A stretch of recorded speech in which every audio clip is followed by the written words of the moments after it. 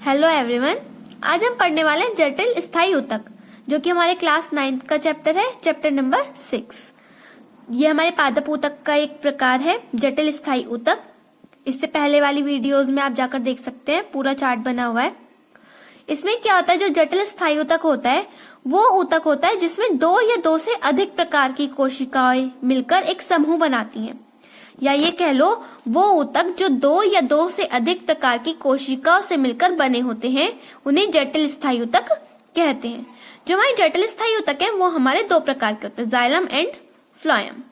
जो जाइलम है, अब ये जो जटिल स्थायी ऊतक है वो हमारे किस चीज से मिलकर बना हुआ है, कोशिकाओं से, अलग अलग प्रकार की कोशिकाएं। तो जाइलम क्या है, एक कोशिकाओं का समूह। तो वो क्या करता है, जैसे हमने पौधों में पानी दिया तो पानी कहाँ जाता है, जड़ में जाता है। लेकिन जो पानी है वो तो पेड़ पौधों के हर हिस्से तक पहुंचना चाहिए। तो वो किसके सहारे जा रहा है, वो जाइलम कोशिकाओं के थ्रू जा रहा है। तो इनका क्या कार्य होता है, यह ऊतक पादपों में मृदा से जल व खनिज का संवहन करते हैं, कि मिट्टी से जल और जो खनिज है, जो न्यूट्रिएंट्स है हमारे, वो पेड़ पौधों के हर भाग तक पहुंचाता है। ये जाइलम हमारी 4 प्रकार की कोशिकाओं से मिलकर बना होता है। जो जाइलम होता है वो हमारी 4 प्रकार की कोशिकाओं से मिलकर बना, जैसे कि पहली होती है वाहिनिका, जिसको हम इंग्लिश में ट्रैकिड्स कहते हैं। दूसरी वाहिका, तीसरी जाइलम पैरेन्काइमा और चौथी जाइलम फाइबर। अब इन्हीं सभी जितनी भी ये 4 प्रकार की कोशिकाएं हैं, इन सभी कोशिकाओं का अपना अपना कार्य होता है। अब जैसे वाहिनिका है, वाहिनिका क्या है, ये काष्ठीय कोशिका भित्ति होती है, मतलब एक दूसरे से जुड़ी हुई होती है, एकल कोशिकाओं से मिलकर बनी हुई होती है। मतलब कि ये जो कोशिकाएं होती हैं वो कैसी होती हैं, एकल कोशिकाएं होती हैं, लंबी नली होती है, और जो कोशिकाएं हैं वो कैसी होती हैं, मृत होती हैं। जैसे कि आप इस डायग्राम में देखो, इस डायग्राम में दिख रहा है, इसमें क्या है, लंबी है, इनमें क्या है, छिद्र दिख रहे हैं, और कोशिकाएं कैसी है, मृत है, और एकल कोशिकाओं से मिलकर ये बना हुआ है। इसी प्रकार आप इसमें देखिए, दूसरा है हमारा वाहिका, मतलब वेसल्स। वेसल्स में क्या है कि ये एक दूसरे से जुड़ी होती हैं, और जो कोशिकाएं होती हैं वो कैसी होती हैं, लंबी होती हैं, जिसके सहारे जो जल है, जो खनिज है, वो पौधों के विभिन्न भाग तक पहुंचती हैं, जैसे कि आप इस डायग्राम में देख रहे हैं। ठीक है, और इसमें क्या होता है, हमारे छिद्र होते हैं। इसमें देखिए आप, इसमें आप अच्छे से देख पाएंगे, पहला हमारा वाहिनिका, दूसरा वाहिका, और तीसरा है हमारा जाइलम पैरेन्काइमा, और चौथा है जाइलम फाइबर। जाइलम पैरेन्काइमा क्या है, जैसे पैरेन्काइमा हमारे पौधे का सबसे ऊपरी भाग में पाई जाती हैं जो कोशिकाएं होती हैं। इसका क्या कार्य है, ये जो है वो जीवित कोशिकाएं होती हैं, भोजन को इकट्ठा करने में सहायक होती हैं। ये हमने पहली वाली वीडियो में भी पढ़ चुके हैं। लंबी होती हैं, इनमें क्या है, कोशिकाओं को, ये कोशिकाएं भोजन को इकट्ठा करती हैं। चौथा है हमारा जाइलम फाइबर। जाइलम फाइबर क्या करता है, वो पौधे को दृढ़ता प्रदान करता है, मतलब कि उसको सपोर्ट देता है पौधों को। जो पौधे होते हैं वो हमारे बहुत सॉफ्ट होते हैं, तो हल्का सा भी प्रेशर लगते ही वो टूट जाते हैं।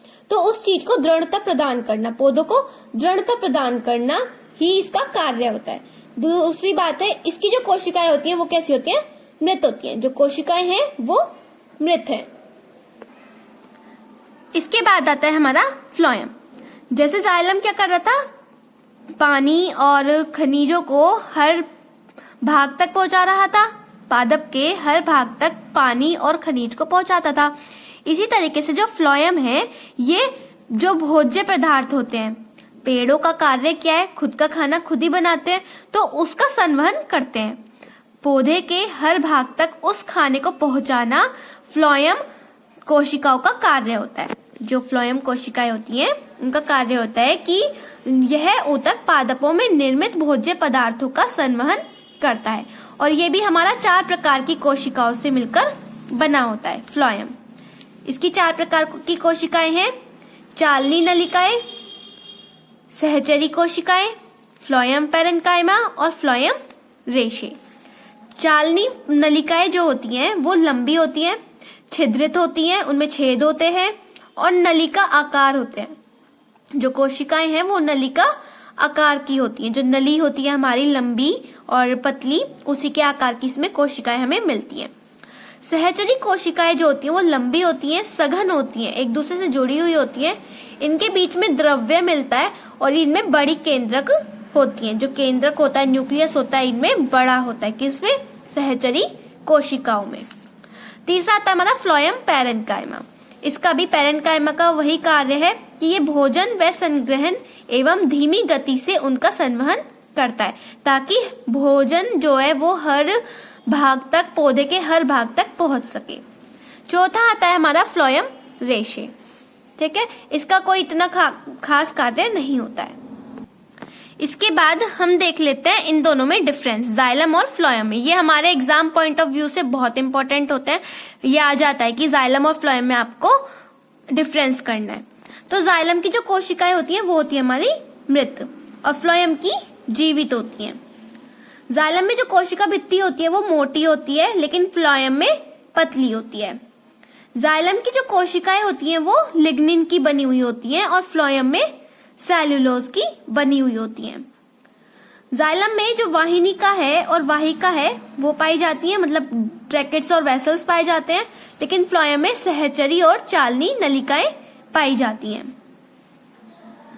जाइलम में जो खनिज है और जल है उनका संवहन होता है और फ्लोएम में भोजन का संवहन होता है। पादप में जो संवहन है वो केवल एक ही दिशा में होगा। जो जाइलम है, जाइलम में जो संवहन होता है वो एक ही दिशा में होता है कि पानी है वो क्या है, नीचे से सिर्फ ऊपर की तरफ जाएगा, रूट से पूरा ऊपरी भाग तक। जो हमारी जड़ होती है, जड़ से पूरे ऊपरी भाग तक हमारा क्या जाता है, पानी और खनिज। लेकिन जो हमारा खाना है वो हमारे दोनों दिशाओं में जाएगा, ऊपर भी जाएगा और नीचे भी आएगा। Thank you.